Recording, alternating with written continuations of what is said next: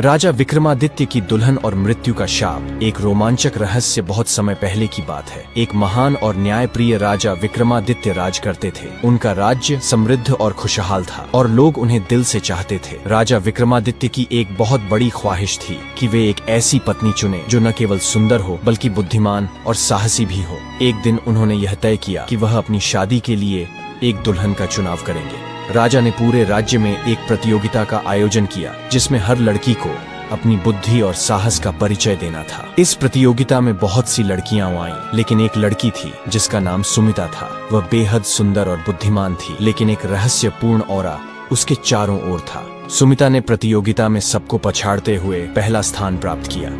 राजा विक्रमादित्य ने उसे अपनी पत्नी के रूप में स्वीकार किया और ग्रैंड उत्सव में उनकी शादी हुई। लेकिन शादी के बाद कुछ अजीब घटनाएं घटने लगीं। रात के समय राजा विक्रमादित्य को कभी एक डरावनी आवाज सुनाई देती, कभी वह खुद को एक अजनबी जगह पर पाते। उसकी पत्नी सुमिता ने भी इन घटनाओं को महसूस किया, लेकिन उसने राजा से इसे छिपाने की कोशिश की।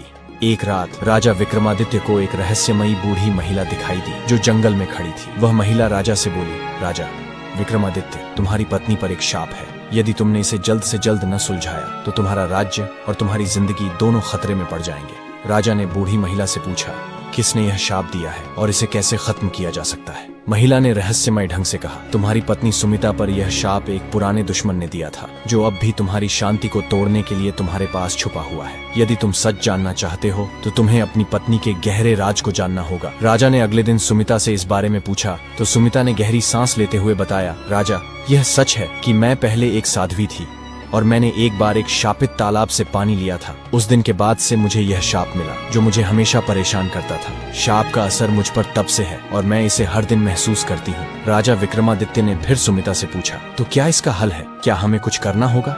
सुमिता ने कहा, शाप को खत्म करने के लिए तुम्हें उसी तालाब में जाकर एक विशेष पूजा करनी होगी, लेकिन वहाँ पर एक और भयंकर रहस्य छुपा हुआ है जो तुम्हारी जान का खतरा भी हो सकता है।